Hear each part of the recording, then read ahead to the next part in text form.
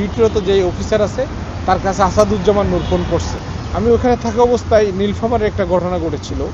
আসাদুজ্জামান নূরের গাড়ির বহরে হামলা হয়েছিল, খুব সম্ভবত এটা ডিসেম্বরের লাস্টের দিকে। তো ওই নীলফামারী থেকে কিছু লোকজন ধরে নিয়ে আসছিল এখানে। তো সেটা বুঝলাম কি করে, একদিন ওখানে ডিউটিরত যে অফিসার আছে তার কাছে আসাদুজ্জামান নূর ফোন করছে। তো সেই আসাদুজ্জামান নূরকে যখন ফোন করছে, ওই অফিসার তার এক জুনিয়রকে বলতেছে, এই আসাদুজ্জামান নূর স্যার তো ফোন করলো, আমি তো ধরতে পারলাম না। তখন আমি চিন্তা করলাম কেন উনি এখানে ফোন করলো, কোনো একটা ঘটনা কিনা।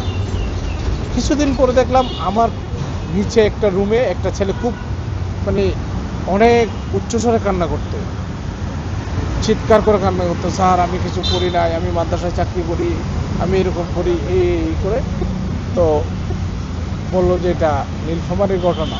তখন বললো যে আমি আসাদুজ্জামান নূরের গাড়িতে হামলা করি নাই, এ টাইপের বক্তব্য দিত, শুনতে পেতাম। বের হওয়ার পরে আমি পেপার যখন চেক করলাম, দেখি যে আসাদুজ্জামান নূরের ওই ঘটনায় বেশ কয়েকজনকে ক্রস ফায়ার দেওয়া হয়েছে। 1993 সালে ঢাকা বিশ্ববিদ্যালয়ে ভর্তি হওয়ার পর থেকে আমি ছাত্রদলের রাজনীতির সাথে সম্পৃক্ত হই। হ্যাঁ, তখন আওয়ামী লীগ ক্ষমতায় ছিল, তখন আমরা হলে ওঠার চেষ্টা করলে উঠতে পারতাম না, কারণ সব কিছু ছাত্রলীগের দখলে ছিল। হ্যাঁ, আমরা বাইরে থেকে ক্যাম্পাসে আসতাম, ক্লাস করতাম। হ্যাঁ, ক্লাস করার পরে আবার বাসায় চলে যেতাম, ছাত্রদলের সিনিয়র নেতাদের সাথে দেখা সাক্ষাৎ হতো, এভাবে চলতো। যখন আওয়ামী লীগের পর 2001 সালে যখন জোট সরকার নির্বাচিত, তখন আমরা হলে উঠলাম। তখন থেকে আমরা নিয়মিত রাজনীতি করি। ইংরেজিতে অনার্স মাস্টার শেষ করে টানা সপ্তমবারের মতো বেস্ট টিস্যু পেপার ব্র্যান্ড হিসেবে স্বীকৃতি পেয়েছে বসুন্ধরা টিস্যু। 2007 সালে কিন্তু আমি হল থেকে আমার মাস্টার্সের রেজাল্টের আগে আমরা হল থেকে বের হয়ে যাই। কারণ হলো 2007 সালের 7 মার্চ তৎকালীন বিএনপির সিনিয়র যুগ্ম মহাসচিব জনাব তারেক রহমানকে অ্যারেস্ট করেছিল, আপনারা জানেন। সেদিন আমরা ক্যাম্পাসে প্রথম মিছিলটা করি।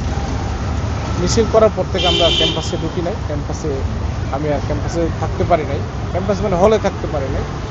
হ্যাঁ, এরপর থেকে তো 111 সরকার বিভিন্ন ধরনের রেস্ট্রিকশন দিয়েছিল রাজনীতির উপরে। এর ভিতরে আমরা মাঝে মধ্যে মিছিল, মিটিং, বিভিন্ন প্রোগ্রামে অংশ নিতাম। কিন্তু 111-এর চেয়ে যখন এটা ছিল ভয়ঙ্কর, ছিল হাসিনার আমল, জোট সরকারের আমল, এরপরে হলো বিনা ভোটের সরকারের আমল, এরপর হলো মিডনাইট নির্বাচনের ভিত্তিতে নির্বাচিত সরকার আমল, লাস্ট হলো দামি সরকার। এগুলো হলো খুব ভয়ঙ্কর ছিল। যেমন 2009 সালে ওরা নির্বাচিত হওয়ার পরে, ওরা ক্ষমতা আসার পর তত্ত্বাবধায়ক সরকার বাতিল করলো। তখন আমরা সবসময় তত্ত্বাবধায়ক সরকারের, বিএনপি আন্দোলন ডিক্লেয়ার করলো তত্ত্বাবধায়ক সরকার পুনর্বহাল করতে হবে। তখন আমরা সেই আন্দোলনে অংশগ্রহণ করলাম। সেই আন্দোলনে অংশগ্রহণ করতে গিয়ে আমি গুমের শিকার। পরবর্তীতে 2015 সালে গণতন্ত্র হত্যা দিবস হলো। গণতন্ত্র হত্যা দিবসের সেদিনকার প্রথম 144 ধারাটা 12 নেতৃত্বে আমরাই ভাঙি পল্টনে। সেদিন আপনারা নিশ্চয়ই জানেন, 2015 সালের 5ই জানুয়ারি, ডিসেম্বর 5ই জানুয়ারি যেদিন গণতন্ত্র হত্যা দিবস ছিল, সেদিন আমরা প্রথম মিছিল করি। এরকম অসংখ্য রাজনৈতিক কর্মকাণ্ডের সাথে আমি জড়িত। অর্থাৎ হাসিনার সরকার বিরোধী, অর্থাৎ ফ্যাসিস্ট সরকার বিরোধী যত আন্দোলন হয়েছে পর্যন্ত, প্রত্যেকটা আন্দোলনে আমি অংশগ্রহণ করেছি। ইভেন 2018 সালে ছাত্রদের যে নিরাপদ সড়ক আন্দোলন, ওখানেও আমার অংশগ্রহণ ছিল, আমার সক্রিয় অংশগ্রহণ ছিল। শেষ পর্যন্ত জুলাই হলো।